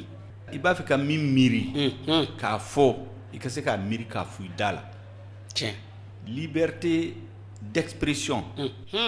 i ka se k'i ka journal ni radio u kɛ kuma min ka di u ko fɔ o ye liberté d'expression liberté d'entreprise o ye baara min ka di u ko kɛ n'i ye kɛn yɛrɛ i b'a fɛ ka kɛ ka bitigi dayɛlɛ ka moto dilan ka mobili dilan ka sɛnɛ kɛ e de b'a sugandi walima ka sɛnɛkɛminɛn dilan o de b'a sugandi liberté d'entreprise liberté d'association c'est-à-dire n'a b'a fɛ k'i ka association dilan ka jɛkulu sigi a kɛra syndicat a kɛra association a laban o ye multipartisme ka partiw caya n'a ka daw ye o de ye liberté o de ye démocratie yɛrɛ o de laɲini n'aw ye kɔlɔsili kɛ liberté d'entreprise o kɛra Musa tile la Musa bɛ fanga ta don min na commerçant caman bɛ yen u kun bolila ka bɔ Mali la commerce kun ka gɛlɛn kojugu c'est pas parce que minnu y'o sariya ta maliyɛnw tɛ o waati la régime wɛrɛ bɛ yen socialisme ye mun ye baara caman baaraba bɛ kɛ gouvernement de ye baara o baara bɛ yen n'a bɛ kɛ a bɛ kɛ gouvernement de ye hôteliw ye transport ye a bɛɛ ye gouvernement ta ye o ye socialisme de mais o avantage b'a la o désavantage fana b'a la an kɔni bɛ min dɔn histoire la mɔgɔ min na ni socialisme ye o ye Russie ni Chinois de u laban u y'a bila o ça veut dire que a ma résultat di ma communisme Chine ni Russie fɛ o waati la fɛn bɛɛ ye gouvernement ta ye olu tilala k'a bila parce que u y'a dɔn o tɛ se ka jamana labaara ka taa liberté d'entreprise Musa nana ye Mali la cogo di liberté ka commerce kɛ min ka di ye kɛ yɛrɛ min ka di ye k'o kɛ o waati de la dilala o tun bɛ Musa ka waati liberté d'association k'i ka association dilan association min ye kɛlɛ kɛ fo a fɔra k'u ye Musa bi u ye récépissé sɔrɔ ka Musa to fanga la o association caman adama ni sinidi ni IM ninnu u bɛɛ ye récépissé to ka Musa to fanga la a dun fɔra ko jɛkulu dogolen de ye Musa bi mais n bɛ na o bisimila parce que nkalon caman fɔra maliyɛnw an b'o kɔlɔlɔ i y'a dɔn fɛn o fɛn n'a dilanla nkalon kan a tɛ laban abada Musa biden ko caman k'u fɔra maliyɛnw a bɛɛ nkalon i y'a faamu Musa tile de la ADEMA sini da IM association ninnu bɛɛ u y'u ka récépissé sɔrɔ association caman wɛrɛ bɛ yen min y'u ka récépissé ADEMA parti kelen non association ADEMA association ok ADEMA kun ye association de ye fɔlɔ donc ko liberté d'association i k'i ka association sigi k'i ka syndicat sigi Musa ye yamaruya de y'u ka kɛ donc liberté d'association o sigira Musa tile la parce que ne y'a fɔ démocratie bɛ taamasen minnu kan liberté d'entreprise liberté d'association liberté de presse liberté de multiparti donc liberté d'association Musa ma sɔn jɛkulu sugu min ma o ye siya ko de par exemple Jina Dogon filɛ nin ye bi an bɛ taabolo min na bi Jina Dogon filɛ nin ye Musa kun y'i ban a ko siya association min bɛ sinsin siya ko kan k'ale tɛ sɔn ka sigi Mali la parce que min bɛna bɔ la maliyɛnw t'a dɔn parce que ale t'a fɛ seko kuma ka wuli ma donc a y'i ban récépissé ka di o association sugu ninnu ma Musa binnen ko de u nana association di ko Tabital Pulaku Jina Dogon Ganda Koyi Ganda Izo Musa tile la a y'i ban o ka di parce que kun de b'a la a ko jamana nafa t'o la mais n'i y'a fɔ k'i b'i ka association dilan k'i ka yɔrɔ dilan k'aw ka intérêt défendu a dira bɛɛ ma bɛɛ b'a dɔn ko ADEMA ye association politique sini de association politique IM syndicat de a dira bɛɛ ma liberté d'association de fu nana nkalon da ko Musa y'i ban association ka créer a bɛɛ nkalon marche fana u nana fɔ ko Musa tɛ sɔn mɔgɔw ka marche nkalon don kabini ADEMA ni sini de sigira don o don n'u ko k'u bɛ marche u b'a fɔ a bɛ se ka marche mais a bɛna papier signer ni tiɲɛni kɛra aw de y'a responsable ye papier kun de y'o ye a bɛna taama min kɛ ni tiɲɛni bɔra la aw de y'a responsable ye a bɛ jɔ n'a kɔrɔ parce que don o don a b'a mɛn k'o ye marche kɛ ko le 10 décembre 1990 ko ADEMA ni sini farala ɲɔgɔn kan ka marche kɛ yamaruya kun dir'u ma o a fɔra dɔrɔn k'u ɲɛmɔgɔ ka taa gouvernorat la ka papier signer ko mɔgɔw kana yɔrɔ kari ni tiɲɛni kɛra olu de responsable u taara engagement ta ko tiɲɛni tɛna kɛ yamaruya dir'u ma Musa ma deli ka mɔgɔw bali a ka marche o mais u bɛɛ nana yɛlɛma ka kɛ nkalon Musa binnen ko kɔsa in na n tɛ segin a bɛɛ kan mais kɔsa in na 2018 fanga man bali an ka marche an ni soumet la opposition ma u ma nana mɔgɔw ci bourse du travail la k'a fɔ mɔgɔw tɛ marche ka député ye do galakari k'a sɔrɔ kabini élection banna Soumaïla ye marche min organisé opposition ye marche hakɛ min organisé hali même une branche d'arbre a ma kari foyi tiɲɛli foyi ma kɛ donc a ye preuve di que tiɲɛli tɛna kɛ fanga nana bali ka marche ka meeting kɛ bourse de travail da la Jugara Musa Taye u taara Umar Mariko Ali Nuhu Diallo Kaja Tusi ani Soumaïla Cissé u bɛɛ kun bɛ ADEMA ni sinu dilan u taar'u bi k'u ci ka police dɔ fɔ bourse du travail kɔnɔna la o ma deli ka kɛ Musa tɛ la police ma deli ka don bourse du travail kɔnɔna la mais 2018 la a kɛra o a kɛra police donna bourse du travail kɔnɔ donc u kun y'a fɔ maliyɛnw ko Musa tɛ sɔn mɔgɔw ka association kɛ nkalon kɛlɛ IM syndicat de don IM kelen u y'u ka revendication minnu kɛ u ko k'olu b'a fɛ internat ka dayɛlɛ yɔrɔ bɛɛ la k'olu b'a fɛ bourse 200% a ka fara bourse kan ani revendication damada Musa kuma k'u ka taa olu ni ministre de l'éducation ani ministre des finances ka négociation kɛ ne bɛ kuma minnu fɔ a bɛɛ dalilu bɛ n bolo n b'a fɛ maliyɛnw bɛɛ k'a mɛn ne bɛ fɛn min fɔ nkalon t'a la dɛ ni mɔgɔ min ko nkalon don a kana sigi e ɲɛna k'a fɔ ne b'a prévu yira ne kun bɛ négociation la gouvernement ni IM kun bɛnna fu kun b'a signé a jaw b'an bolo fu kun b'a signé ministre de l'éducation de y'a fɔ denmisɛnninw ye a ye jɔ n bɛ taa an ye accord min sɔrɔ n bɛ taa présenter conseil des ministres la le mercredi 20 mars ni conseil des ministres y'a a waliya a y'a approuvé fanga bɔ la ka tɛmɛ ne yɛrɛ ka signature kan comme ça aw bɛna jeudi 21 mars o tuma o ni ministre de l'éducation kun bɛnna u ka laɲini kan o ka bureau la ne kun bɛ yen a tɛ tɛmɛ o kan k'u ma ko n bɛ taa présenter conseil des ministres la le mercredi 20 mars 1991 jeudi 21 mars aw bɛna 11h an b'a signé a taara conseil des ministres la musa k'u ma ko fɛn o fɛn ni mali bɛ se ka da denmisɛnninw ma a y'a d'u ma k'u bɔ politique ɲɛmɔgɔw bolo la donc gouvernement y'a ka accord di ministre n'a sigi 11h ne kun bɛ yen ne kun bɛ INGM la an taara an sigi a tɛ tɛmɛ o kan fo midi o waati la mɔgɔw bɛ sigi bɛ jigin midi ka reprendre 15h 15h nana sigi fo 17h 17h de a ye min délégation bila ka na k'olu tɛ foyi signé k'olu dalen tɛ gouvernement la bɛnkan kɔfɛ awɔ parce que mɔgɔ dɔ kun b'u ko a fɔra o k'u ka taa n'a ta signé o ye kelen o ma fɔ an ye dɛ vendredi 22 mars sɔgɔmada joona à partir de 6h mɔgɔw commencera ka yɔrɔw jeni Allahu akbar ka tasuma don yɔrɔ la mɔgɔ caman sara dugu kɔnɔ étudiant tɛ o étudiant tɛ dɛ musa binnen kɔfɛ u nana enquête kɛ k'a lajɛ étudiant hakɛ min sara comme u kun y'a fɔ mɔgɔ ye ko musa de ye denmisɛnninw ye école faga a chiffre ma fɔ tuguni o publicité ma ka chiffre la mun na ne b'a dɔn mun na o a tɛ tɛmɛ o kan donc o ye étudiant fanfɛla ye baarakɛlaw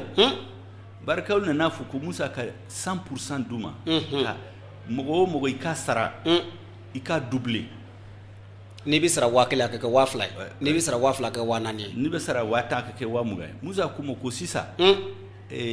sanu ma bange pétrole ma bange mali kɔnɔ mais ale bɛ min f'u ye UNTM ka mɔgɔw di min bɛ se ka sigi douane ni l'impôt ministre ka kɛ conseil technique wari o wari n'a bɛ don gouvernement caisse la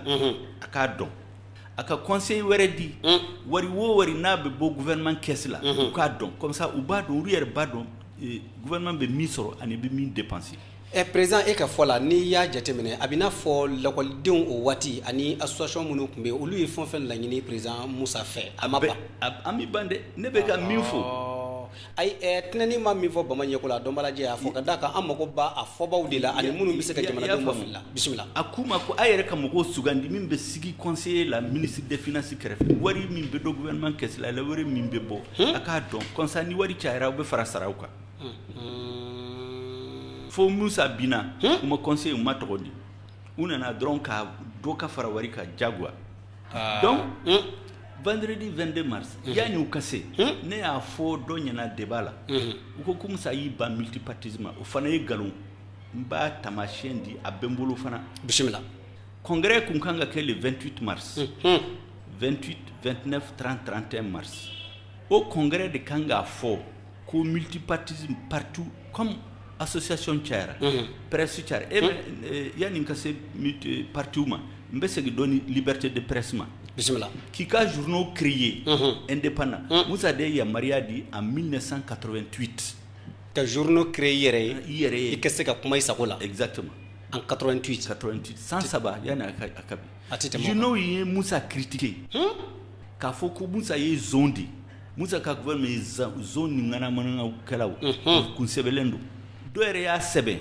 décembre 90 ko musa laban a bɛ minɛ ka faga n'a muso i n'a fɔ Roumanie président Ceausescu faga kɛra fo dɔ ko k'u ka journaliste ninnu minɛ musa ko k'u kana mɔgɔ si minɛ ko parce que mɔgɔw bɛ ka kalan u bɛ ka démocratie de kalan u bɛ kalan dɔɔni dɔɔni u bɛ to ni dɔgɔya la a bɛ laban u yɛrɛ nɛgɛ bɛ bɔ a la musa ma deli ka journaliste si minɛ ka don kaso la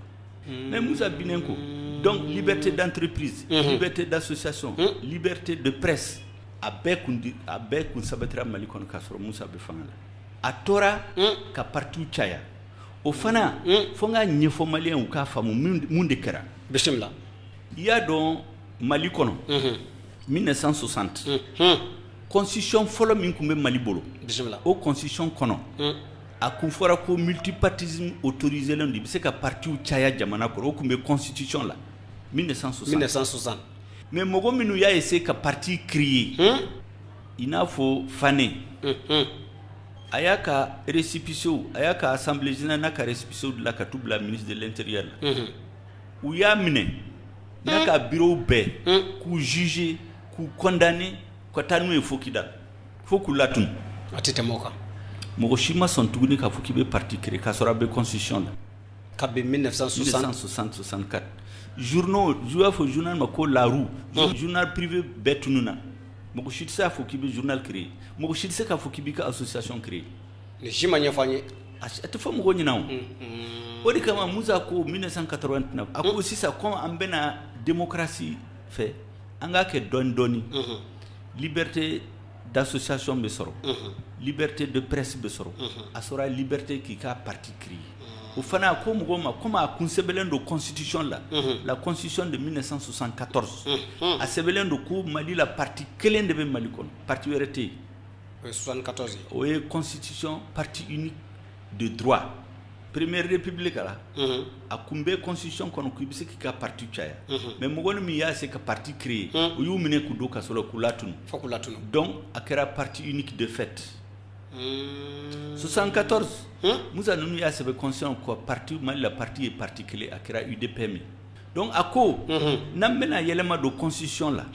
an ye sira min ta k'a fɔ ko partiw ye kelen an k'o sira kelen ta ka falen don constitution la donc UDPM b'a ka congrès kɛ le 28 mars le 31 mars sariya bɛ ta k'a fɔ ko sisan partiw bɛ caya Mali kɔnɔ référendum bɛ kɛ mois d'avril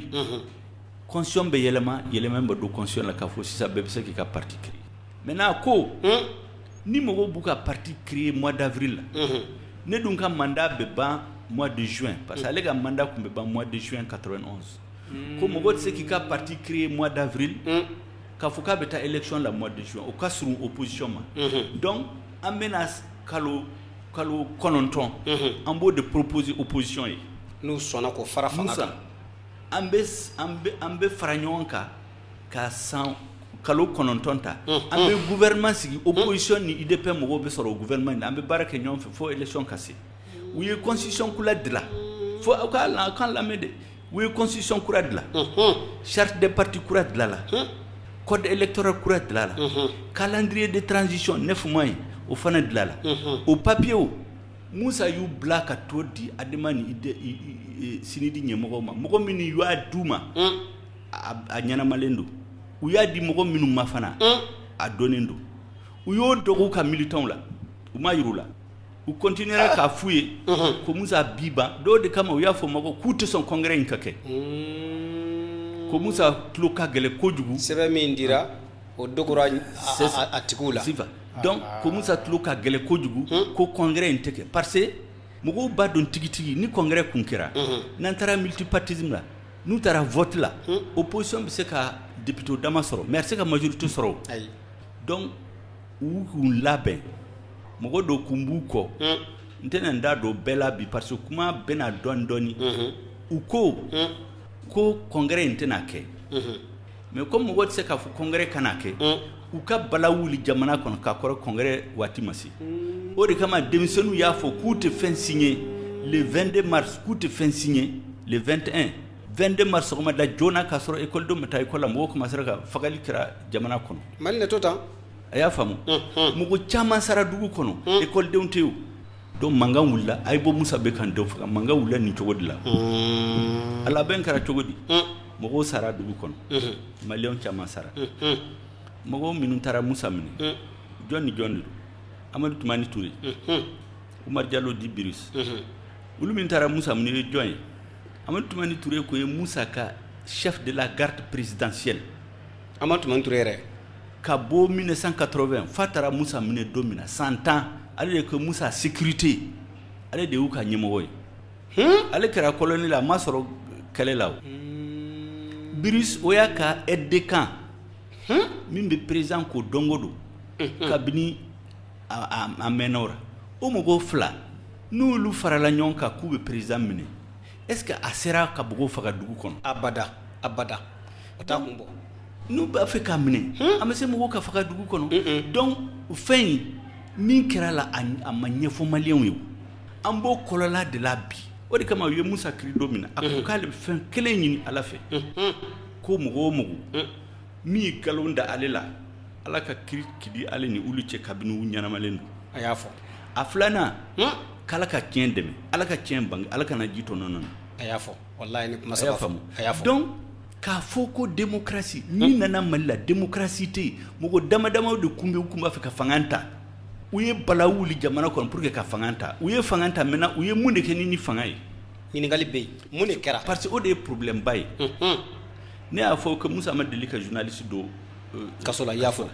Musa Binenko 1994 journaliste fɔlɔ-fɔlɔ min dɔra kaso la o ye Sanbi Touré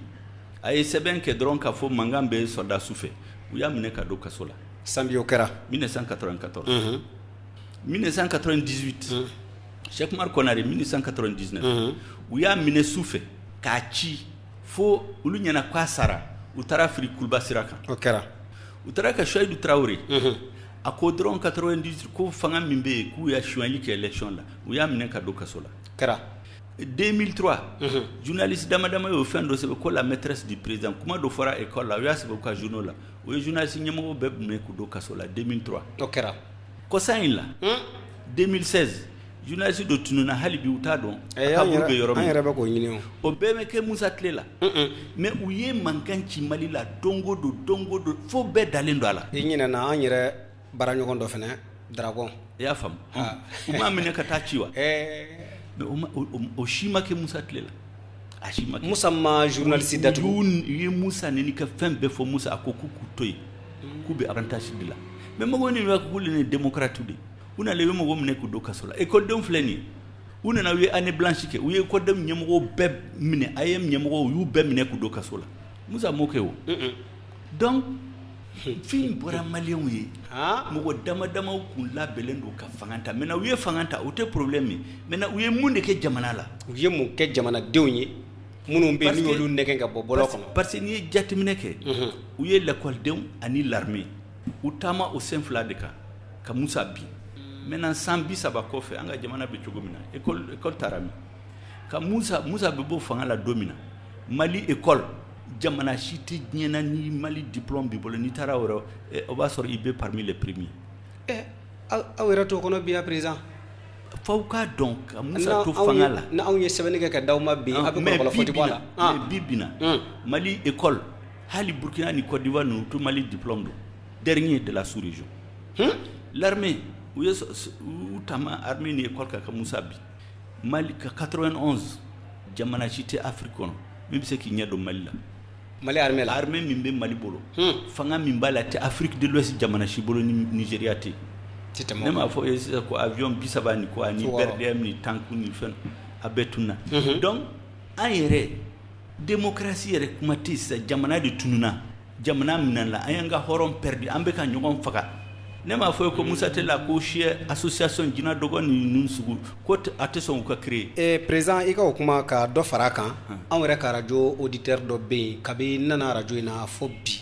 ni a ye wele kɛ a b'a fɔ ko ale ka laɲini ye min ye jamana fɛ ko ka se ka siya tɔnba in k'olu bɔ a la ko ale ɲɛ b'a la Mali gɛlɛyaw ye i ka kuma ye hakili jigin o la k'a dɔn k'a fɔ ja maa dɔw bɛ yen minnu fana bɛ yeli kɛ k'a sɔrɔ hali Musa ka kuma tɛ Musa kun y'a fɔ k'a tɛ kɛ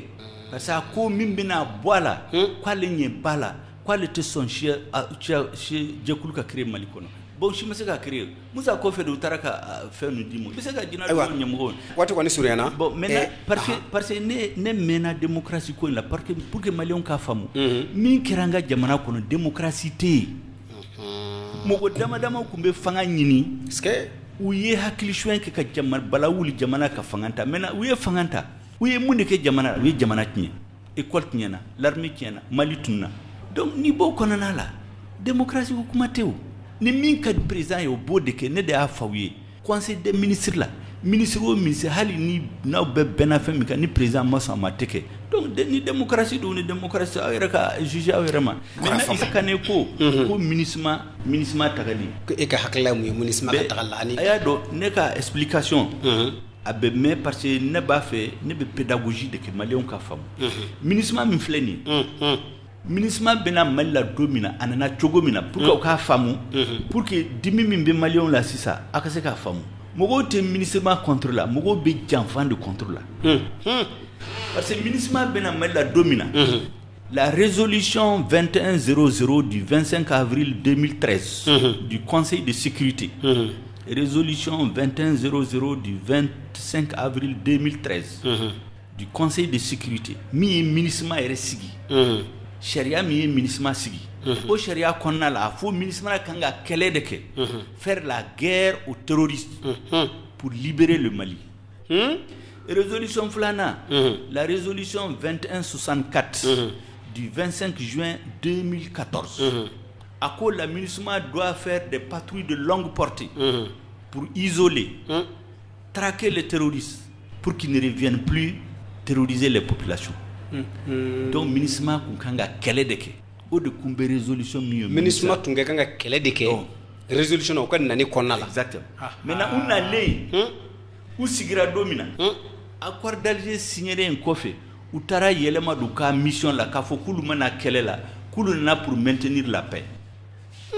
parce que au fana malion tato hali na utara gouvernement hali président ya nyina to don ne be ka min fo parce que ne be fan wo fan fo malion we parce que ne te mo miye min be galonda fanga la ka fanga nyini ne taf ke président ye galonka ne to fe ala kan kishola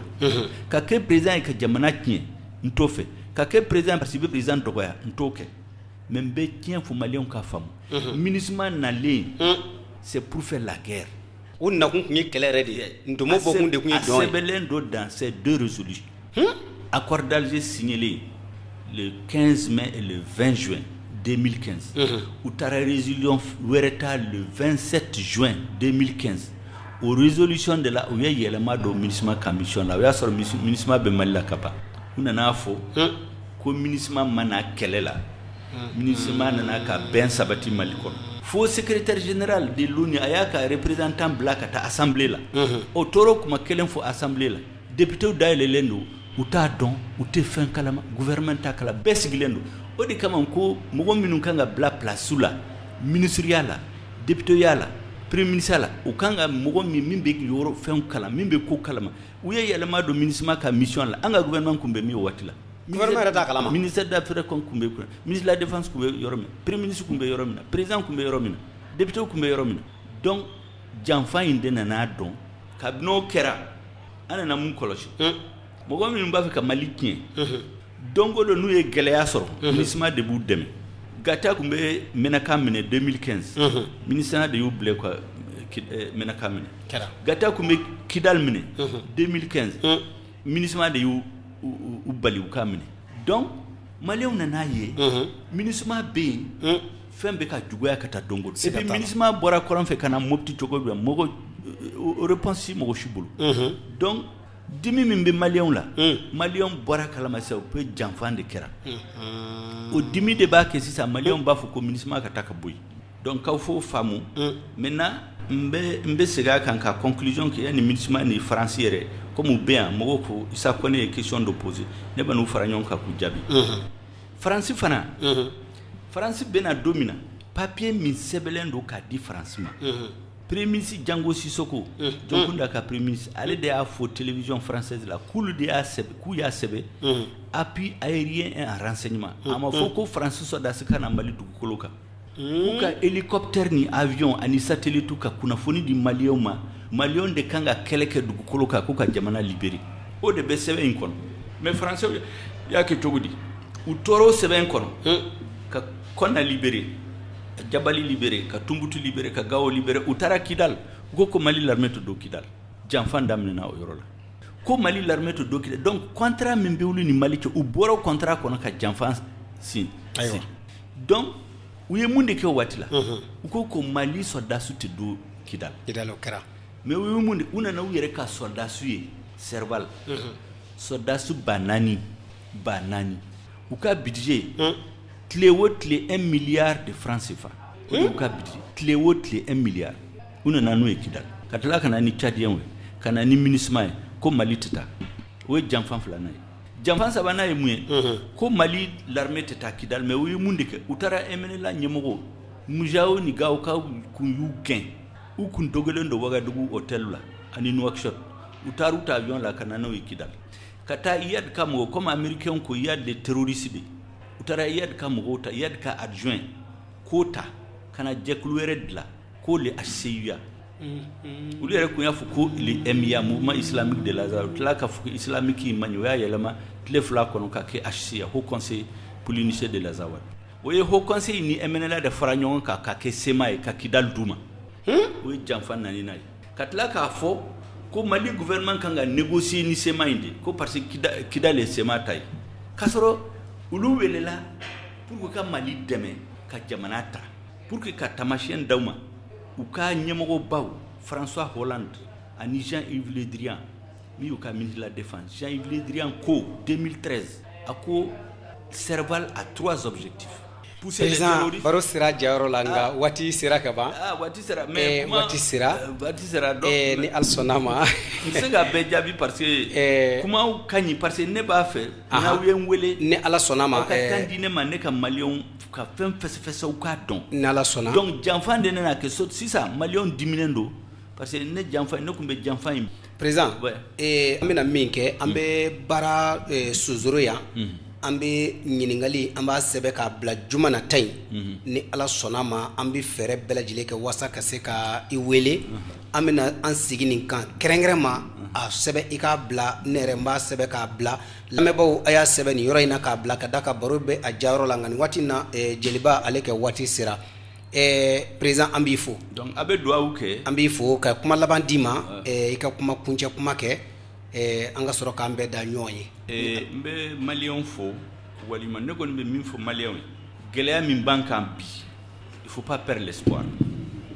Mali bɛna bɔ nin kɔlɔ la ni seginna ka na vendredi a kan ka bɔ nin kɔlɔ la fana n b'a ɲɛfɔ aw ye maintenant mɔgɔw bɛ sɔn a ma u bɛ sɔn a ma o ye kuma wɛrɛ mais ne dalen don Mali bɛna nin kɔlɔ la waati bɛna Mali bɛ segin a nɔ la comme avant hakɛto b'a la salila Muhamadu salila rasul an bɛ bɛɛ lajɛlen fo bi su in na fasɔnko jɛmukan maa min tun bɛ an bolo o de ye an ka président ba ye n'o ye Choguel Kokala Mayiga ye ni ale MPR ɲɛmaaba ye an ye wele bila ma kibaruya minnu kan n'o ye an ka jamana lakanabaliya ye a bɔra k'i da don nin bɛɛ lajɛlen la ka a ɲɛfɔli kɛ an ye walasa jamana in ka se ka basigi a ti ɲɛ taabolo minnu kɔ a bɔra k'i da don olu bɛɛ lajɛlen kelen kelen na ani minnu bɛ yen ni Mali b'a kɔnɔ bi n'o ye janfa ye a janfa an kɔni ye a daminɛ nka an ma se ka kuncɛ an b'o hakɛto ɲini lamɛnbaaw fɛ ka d'a kan naduma tɛmɛ biyɛlɛ la ni Ala ma basi wɛrɛ kɛ an bɛna président wele ka na an y'a bila yɔrɔ min na an bɛna ta ye ka d'a kan jeliw ka fɛn don an bɛna ta o yɔrɔ kelen na ni Ala ka diɲɛ ye jumadon wɛrɛ an bɛna ɲɔgɔn sɔrɔ faso kungo jɛmukan kɛnɛ kan Choguel ani Bɛnkɛ Fɔnba nin waati kelen na n'o ye nɛgɛ kaɲɛ 20 ka na bila kaɲɛ 22 la ni Ala sɔnna ma an bɛ aw bɛɛ lajɛlen fo ka waleɲuman dɔn aw k'an bɛn waati wɛrɛ n'o ye jumadon wɛrɛ ye